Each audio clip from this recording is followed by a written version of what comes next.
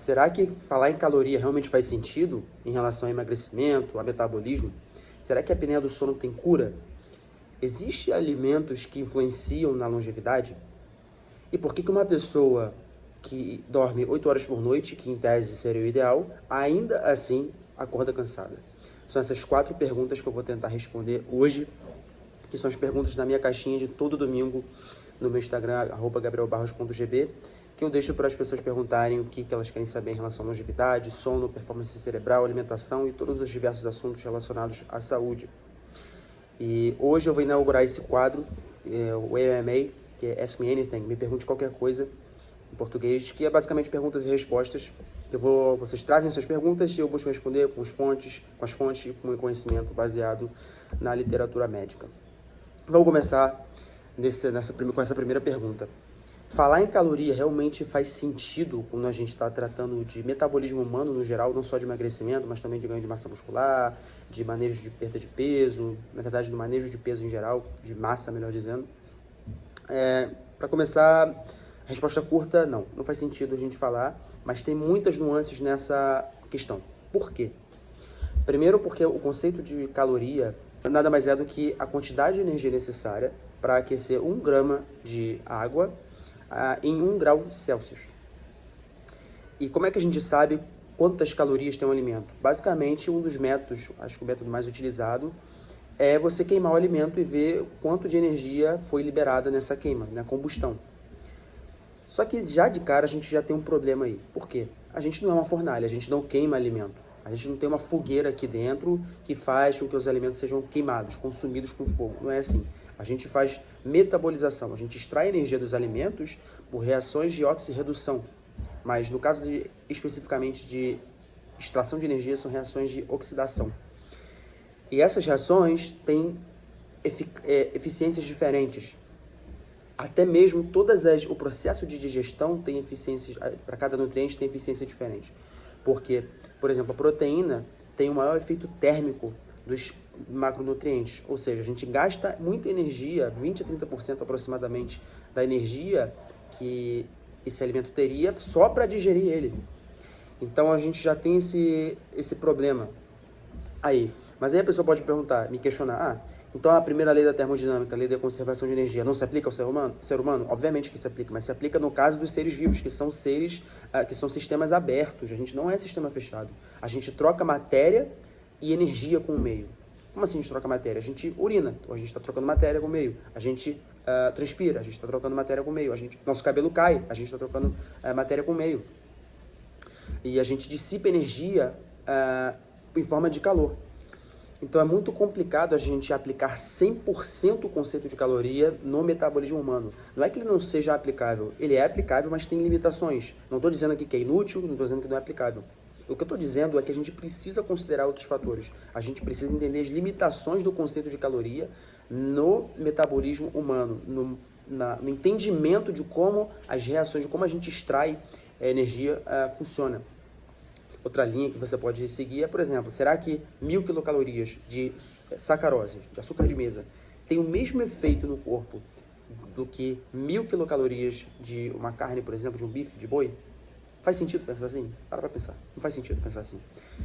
Porque se fosse pensar dessa maneira simplista, então não faria diferença a gente comer carne ou comer açúcar, já que é tudo caloria. Não faria diferença. Era só ficar em déficit calórico, comendo açúcar, se entupindo de açúcar, e tá bom, emagrecer de qualquer jeito. Obviamente que a pessoa pode emagrecer, mas a que custa? Vai perder massa muscular, vai perder... não vai ser um emagrecimento de qualidade. Então, só daí a gente já consegue sair dessa simplicidade que o conceito de caloria apenas nos consegue proporcionar. A gente tem que unir, a gente consegue unir, na verdade, a gente pode unir o conceito de caloria com o conceito de macronutrientes. E aí, uma visão mais avançada ainda, o conceito do impacto hormonal, do impacto metabólico que cada nutriente vai proporcionar para o ser humano. Existem certos nutrientes que promovem maior saciedade. E, consequentemente, com a dinâmica hormonal, principalmente dos hormônios insulina e leptina, vai regular o apetite da pessoa. E outros fatores também vão regular o gasto energético da pessoa. Então, toda essa gama de fatores faz com que seja muito difícil a gente aplicar 100% o conceito de caloria apenas em questão do estudo e da aplicação para a gente ter práticas efetivas de emagrecimento. Então, em resumo, é isso. A gente não pode se apoiar apenas nesse conceito. E outra coisa, para a gente realmente saber a taxa metabólica do indivíduo, a gente precisa deixar ele numa câmara metabólica, mas deixar esse indivíduo num quarto isolado e ver quanto que ele está gastando naquele dia. Em resumo, é isso. A segunda pergunta é se a apneia do sono tem cura. Cura é uma palavra muito forte, então não teria uma cura universal. Teria, na verdade, um manejo da apneia do sono. E talvez um manejo específico, por exemplo, uma cirurgia para consertar um desvio de septo, talvez não resolva totalmente. Até porque a apneia do sono está associada com outros fatores, principalmente com obesidade, a circunferência do cervical. Então, é muito difícil falar que tem uma cura, mas existem manejos e certas pessoas podem ter sucesso com esse manejo e não sofrer mais com episódios de apneia do sono ou diminuir a frequência desses episódios. E existe até um estudo muito interessante, que eu vou até pegar aqui, vou trazer para a gente, que Krakow, Ulibarri e McIver, em 2005, sugeriram que, quando eles reviram prontuários dos pacientes, deles 1.210 pacientes que sofriam de insônia pela Clínica Mayo, uma das maiores clínicas que existe no mundo, a Clínica Mayo. De 1º de janeiro de 2005 até 31 de dezembro de 2012, eles identificaram que 899 desses pacientes, ou seja, 74,3% desses pacientes tinham insônia, usavam medicamento, tanto às vezes quanto regularmente, não obtiveram sucesso no tratamento farmacológico, ou seja, 74,3% dos pacientes que eles tratavam como se tivessem insônia e usavam remédio não tiveram sucesso com o tratamento. Sabe por quê? Porque eles tinham apneia do sono. Então, essa condição é muito séria e não teria uma cura específica. Mas eu quero entrar com um detalhe aqui muito importante que talvez não é muito falado. Eu, pelo menos, não vejo falar. A apneia do sono pode ser fruto de uma simples disfunção respiratória. A pessoa pode simplesmente ter um padrão respiratório não ideal, um padrão respiratório errático. E eu falo especificamente na pessoa que tem costume em respirar pela boca. Respirar pela boca não é interessante no geral. O nosso nariz tem uma anatomia específica, a cavidade nasal tem uma anatomia específica que é otimizada para respiração, ao contrário da boca. E é muito importante a pessoa se forçar a respirar pelo nariz, que isso pode fazer com que ela melhore até mesmo os episódios de apneia do sono durante a noite. Pode ser que isso seja resolutivo, dependendo do caso. Obviamente, mais provavelmente, se for um caso leve. Agora, se for no caso de desvio de septo ou outros casos, pode ser que apenas melhore, na melhor das hipóteses. Como é que a pessoa, então, ela se força a respirar pelo nariz? Basicamente, o que eu sugeriria? Pode ser interessante a pessoa durante o dia, e desde que não seja constrangedor, obviamente, ela colocar o micropore na boca dela para ser uma pista para que ela perpetue um hábito, para que ela consiga perpetuar esse hábito de respirar pela boca. Já que ela tem uma fita na boca dela, então vai ser mais difícil ela respirar pela boca, ela vai se forçar a respirar pelo nariz. E é muito importante também, é muito interessante a pessoa se ela puder utilizar essa fita, para poder ter maior facilidade para respirar pelo nariz durante os exercícios. É claro, a pessoa não precisa necessariamente dessa fita, mas para a pessoa que acha mais difícil pode ser interessante. Mas para a pessoa que quer adquirir mais consciência, é muito interessante nos exercícios principalmente ela se forçar a respirar pelo nariz, porque no exercício a gente tende a ter uma maior demanda de oxigênio e aí você tende a aumentar a sua frequência respiratória. Aumentando a sua frequência respiratória, você tem mais oportunidade de respirar pelo nariz e perpetuar esse hábito, para você poder deixar isso respingar na sua noite, por exemplo. E você tem maior probabilidade de conseguir respirar pelo nariz durante a noite.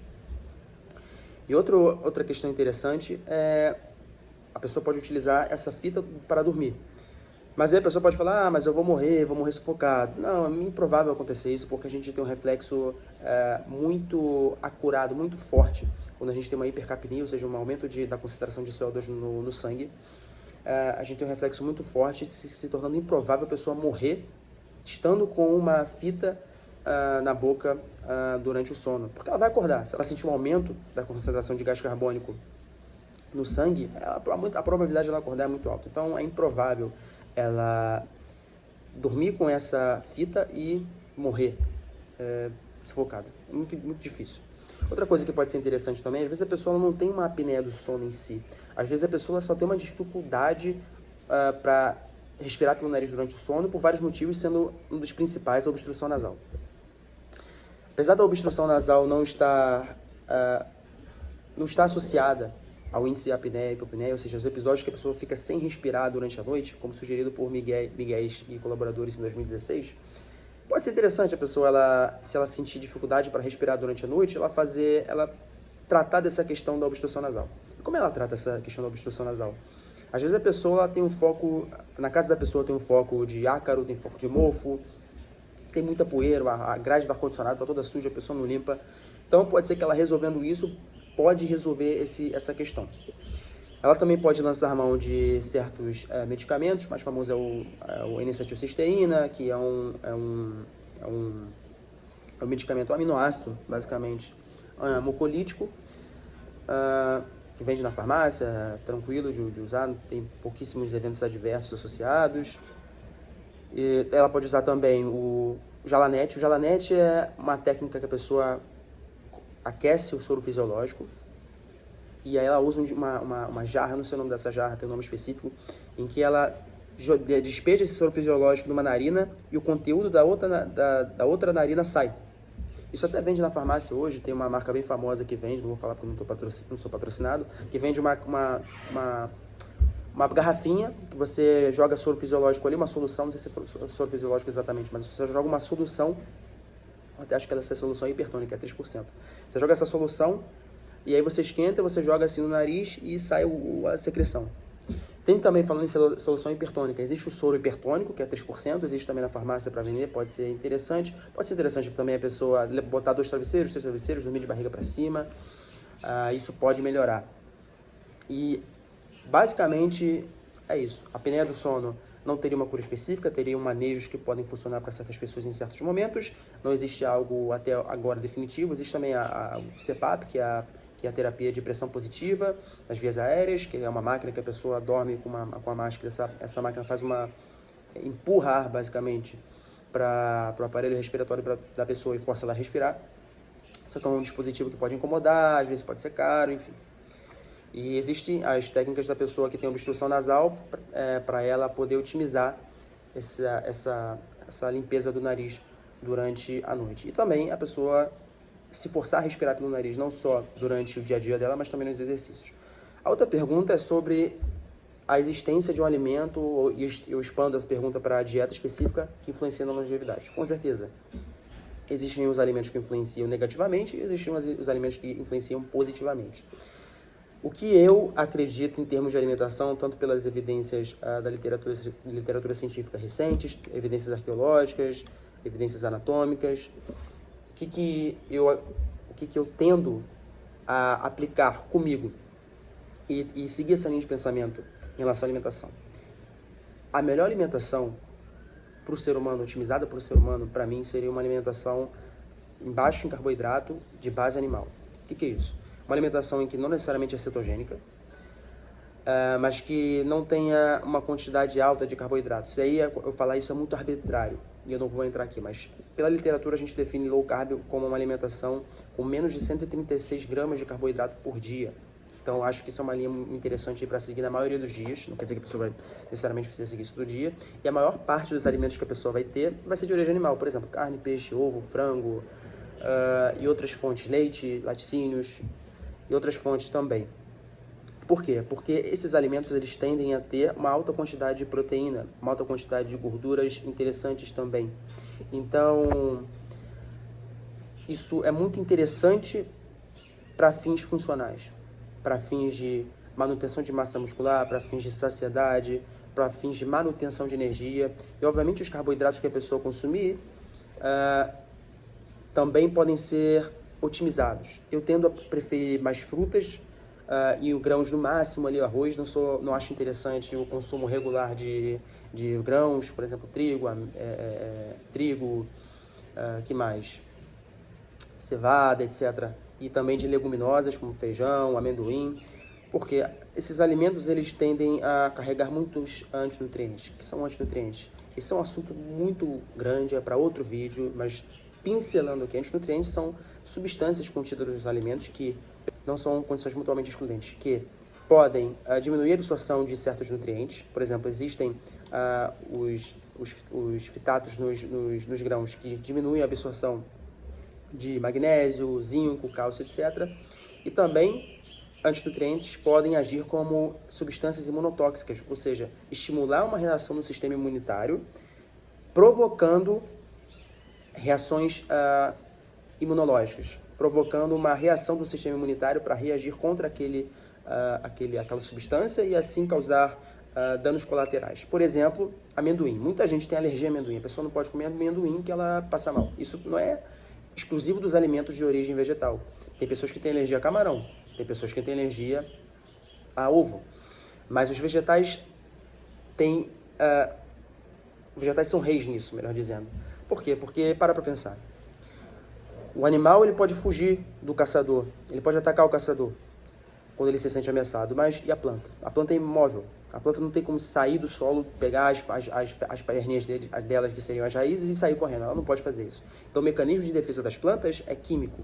Elas priorizam as partes de maior importância para a perpetuação da espécie delas, fazendo de tal forma que essas são as partes mais venenosas, digamos assim. Não é venenosa no sentido de ser instantaneamente mortífera.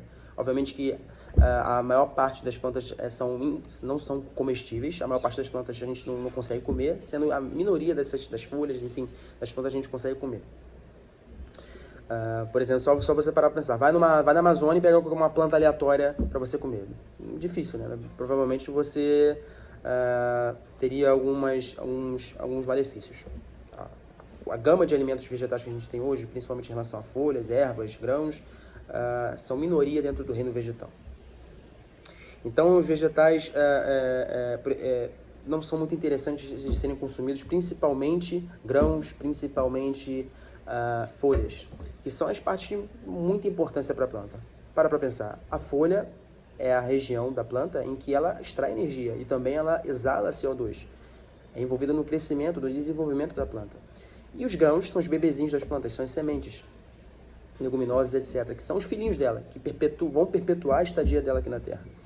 Então, a planta ela é muito cuidadosa, digamos assim. Existe uma grande engenhosidade por parte das plantas de elas conseguirem burlar os predadores e inibir o consumo dos predadores. Então, basicamente, é isso. Além disso, tem todo o paradigma das gorduras saturadas, que isso também é assunto para outro vídeo, das gorduras saturadas, de gorduras poliinsaturadas. Eu vou explicar isso em outro vídeo, mas já em resumo, eu prefiro gordura saturada e monoinsaturada no máximo. Poliinsaturada faria parte uma fração mínima ali da dieta. Eu vou explicar isso de novo em outro vídeo. Então, em resumo, existem alimentos que influenciam na longevidade? Sim. Existem os alimentos que influenciam positivamente, por exemplo, as proteínas, principalmente as de origem animal. E um detalhe em relação à proteína de origem vegetal. Uma proteína é um conjunto de centenas a milhares de aminoácidos. E esses aminoácidos não necessariamente a gente usa para poder fazer síntese proteica. Existem aminoácidos que têm uma constituição química que não, apesar da gente ter no nosso corpo, a gente não usa para fazer músculo, por exemplo, para fazer unha, por exemplo. A gente não usa para sintetizar proteína. Por exemplo, são os aminoácidos dextrógenos, que são moléculas que desviam a luz plano polarizada para a direita. Ou seja, você pega uma quantidade dessa substância, você incide um raio de luz ali, e essa substância ela vai desviar a luz para a direita. Basicamente isso. O que a gente usa para sintetizar proteína são os aminoácidos levógenos, que desviam a luz plano polarizada para a esquerda. Por exemplo, L-arginina, L-leucina. A gente não usa R-leucina para sintetizar proteína. E nos vegetais, tem uma grande quantidade desses aminoácidos dextrógenos.